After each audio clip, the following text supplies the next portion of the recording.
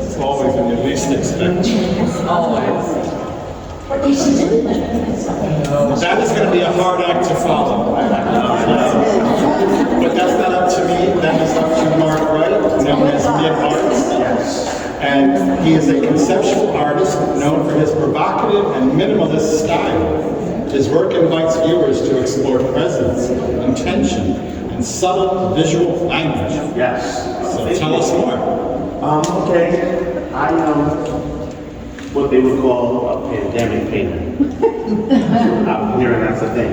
I started during the pandemic. I'm originally from the Bronx, born and raised, and I came up here to Port Jervis in 2019. And as a child, I did draw. I painted here and there, but not a lot. I wound up trying for the School of Art and Design, and I didn't make it.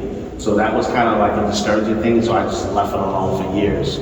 But fast forward, coming to Port Jervis, the pace from the city to here was very different.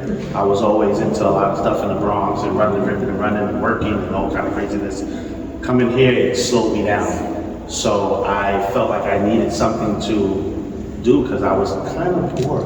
Like I was like, oh my God, so many trees and birds and deer. I had never seen deer like except on TV until I came upstate. So I was like, wow, this is insane. So one day I said to my wife, I said, hey, let's go. I think I want to paint. Let me paint. Let me draw something. Let me draw. So we went and got some canvases, some brushes, and some paint, and I just started painting. And I found that it was very relaxing, and it kind of grounded me.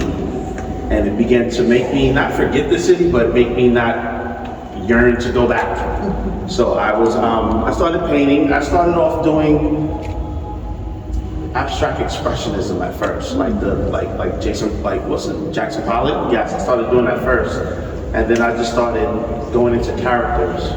And then next thing I know, I just started painting every day, and it just started developing into what now I know as neo-expressionism. I started watching a lot of documentaries, a lot of just engulfing myself in a lot of art. Started reading a lot about artists, and I took a very liking to Basquiat and Picasso, of course. I love their colors because I'm a person that maybe not today. I color coordinate, so I kind of infuse that with my paintings a lot, and. My father and my mother were actually, my father and mother both dipped and dabbed in painting. So my father was very good at like still lifes, and my mother, she used to do like portraits and stuff. So I remember them painting, but like I said, fast forward to now, one day I just so happened to be doing some laundry, and I happened to drive by. At this point, I had a few paintings, and I had already sold a few paintings, but I felt like it was my friends that, we just like, Mark is painting now. Oh, this is super cool. We're gonna buy them. So I was like, okay, cool. So I was selling some paintings early on. One day I so happened to be driving to go do some laundry, and I happened to look to my right, and I saw a gallery. It was a local gallery in Port Jervis. So I said, something to me, why don't you just go in there and look? So I went to the door, and they were closed. So I looked at it, so these paintings, this is super cool. So something told me, put one of your paintings in the car, and next time they're open, go over there. And that's what I did. I went over there, and I never forget, the gallerist, Gordon, and God bless, he was an amazing artist. His name was Peter. He was an amazing artist. They were there, and they said, do you paint? I said, yeah, a little something. I'm not doing some pastime. So they said, let me see when they painted. So I ran in the car, grabbed it.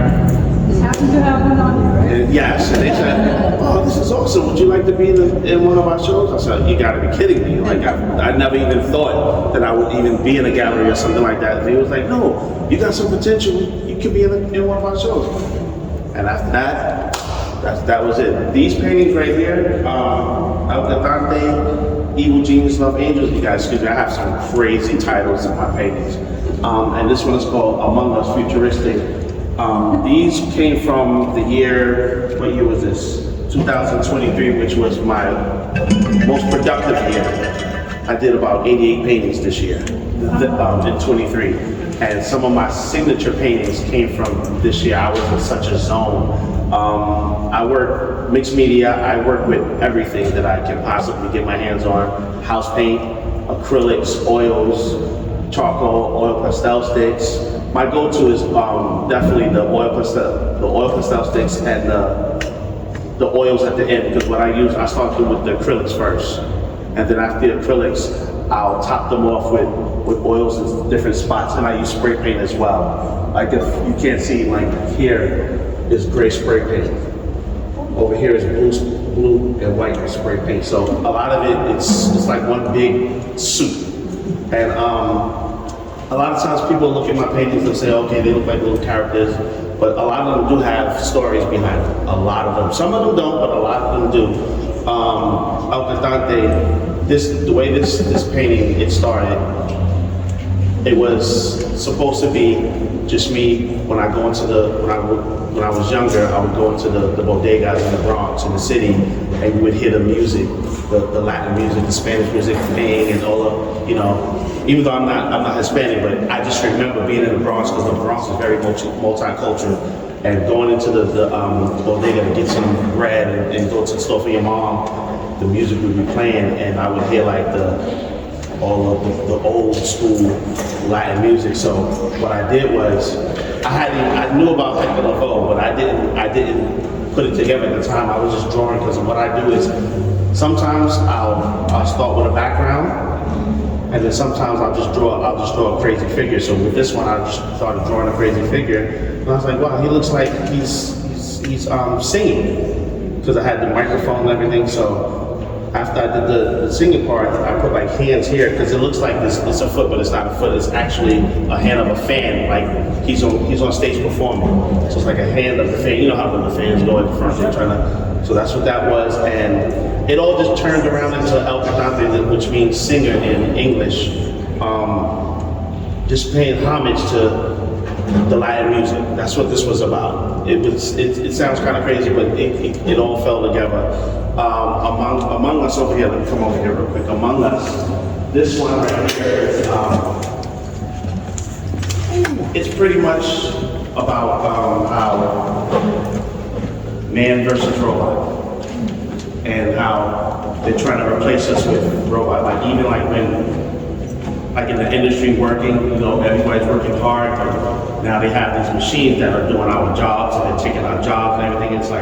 It's like they're just among us. All of these machines and these robots, they're taking our jobs. So and even in the head, you see like there's a human. There's a human there, but still in the robot. I just come up with all these crazy ideas, and it's hard for me to kind of explain them, articulate them, but I leave it also for everyone else's interpretation, whatever you might see. Somebody might see something different from me, but that was that, and this one is Evil Genius Love Angel. Craziness, it's just like, I just named it that because I put the halo and the little devil horns, and he just had so many intricate lines and colors and everything. See the overlap, see the heart, the body and everything. So I have other paintings that I can explain more. These were actually some of the more tougher ones to explain, but I have other ones that are much easier to explain. But yeah, I love painting. This was my first time showing in Newburgh. I've shown in Manhattan. I've shown in Brooklyn a few times, a few art galleries in Brooklyn. Again, I'm one of the flagship local artists in Port Jervis. Like you can always see, my work is always there. I was just on a TV show for BronxNet. They interviewed me. Yes, I was interviewed for my work here. So I showed one time in Germany digitally. They picked me out of a group of artists, and one of my paintings was shown there, which was fun. I'm actually going to do something with them again real soon in New York, in Manhattan. I think it's Soho. May I ask you a question? Yes. Is this your resume on the back of your shirt? Oh, no. Is this where you have, you see the back of your shirt? Is this listed all those places? Yes, yep. So yeah, any questions? It's scary that it ends with Staten Island. Right. I haven't shown them over there yet. I actually have two paintings around the corner from here at the shelter. I donated 2 paintings for the children over there. Yes. Yes. Forgive me, I can't remember the name of the. I worked there for about 7 months, and when I left, I just donated 2 paintings over there. I can't remember the name of it. It's right around the corner from here. It's literally, you can walk. Yes.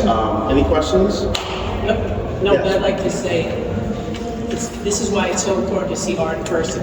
Yes. Because I'll show people my stuff, and they're seeing it on your phone, like a little Yes. stamp. Yes. And I remember I saw this piece online first, Right. and I was like, oh, it's weird. But I remember when I saw it in person, Yes. I was like, it's Totally not different. It's not even the same thing. Yes, I've heard that You quite know, a few it's not times. even the same thing because I can feel your handwriting, Yes. your language, you know. Yes, a lot of motion, a lot of movement. Yeah. A lot of people have told me that they'll see my paintings online and they're like, oh, those are nice. But when they see them in person, they actually see the textures and the overlaying and all the wild lines and stuff. They're like, whoa, it's totally different. Yeah, it just doesn't. The camera doesn't capture everything. Just color and line. Yes, yes. You know, I'm trying to sort of be a fly on the wall when you're doing these. Mm-hmm. And I could be right, I could be wrong. But what I'm seeing as you are creating the character, you're noticing things from your head Yes. that are in that character, and then you add them on. Yes. Like the heart. Like the heart said, well, I need to somehow show a human element in Yes. here that is maybe, and the same thing with the horns and the halo. Yeah. You're like, I want to create, how do I create this conflicted individual? Oh, This is what very I want, conflicted, yes. So as you are studying what's in your head, it starts out basic, Yes. but then you add things Yes. as you go along to more fully Yes, the define. brush strokes, the lines, they begin to create a But whole even the story. components, the Yes, horn, the horns, the yeah. halo, the heart. Yep, the microphone, the Yeah. hat, you know? Right. Yes, everything The- starts to come together. And I don't think people. Sorry, I didn't cut you off today. I'm deeply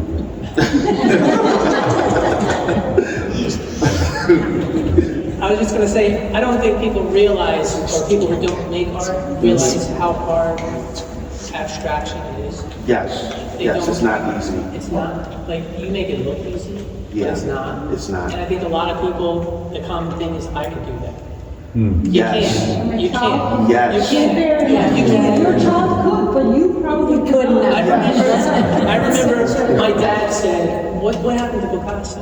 What happened to him? yeah, Not realizing like that He stuff, evolved. it was harder to do that than it was with, you know. Well, Yes. to pull from your head Yes. and use your hands. Yes. What's in your head? That's a very hard transition for most and people. I'm glad you say that because it almost feel like, it's like I'm battling with the canvas every single time. But It's then like, your hands but can then say it just what comes you out of want. nowhere. It's like, almost like a magic power. A lot of people think in their head something, but then But they it can't just translate it stays to a canvas, yes, yes. You Yes. created Hector Lavoe El Cantante. Were you living up in Port Jervis or were you down there when you created I it? was here. I was here. I was up here. It's a memory. Yes, yes, because like I said, the main focus at first it wasn't even about Hector, but it was just about me walking into the bodegas and hearing music, whether it be salsa, merengue, hip hop, whatever it was, just going into the bodega. It just was a feeling that I loved growing up in the city, especially in the Bronx. Like I said, the Bronx is so multicultural. You have Hispanics, you have blacks, you have Jewish, you have it's a melting pot. So it's like just walking into the store, I just felt like I just wanted to do something to pay homage to that, but it wound up turning into this and full circle. That's why I said when after a while it just turns into something and it turned into that. Then I said, I'm gonna name it The Singer. And I said, this is what I did. I said, I'm gonna name it The Singer because he looked like he's singing. And I said, well, you know what, that sounds cool, but let me see if I can spice it up a little bit. Translation. I said, what's the translation for The Singer in Spanish? El Cantante. Boom. But But it almost feels like the hat to me feels like an added symbol at a later time.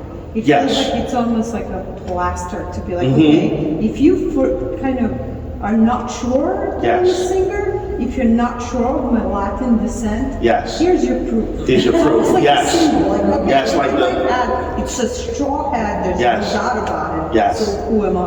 Like the ones that sit down and they playing dominoes Yeah. on the corner, they get Yeah. little hats, they got their little drinks, yes.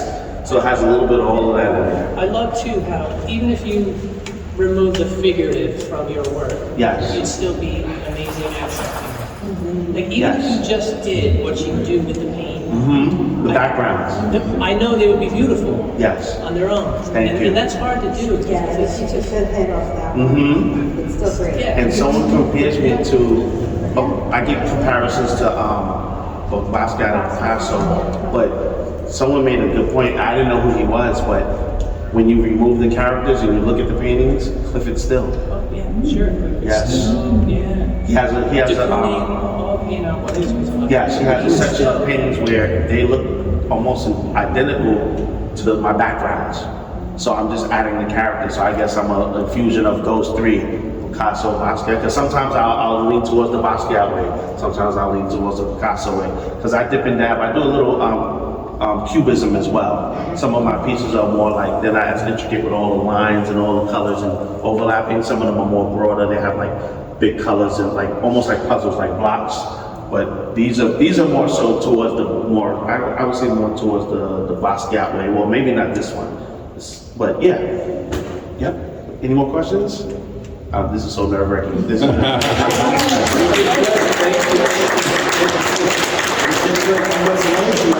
don't have a lot to say. I get it. But your colleagues and fellow artists have much to say to you. yes, And and that's I appreciate you guys so much. Thank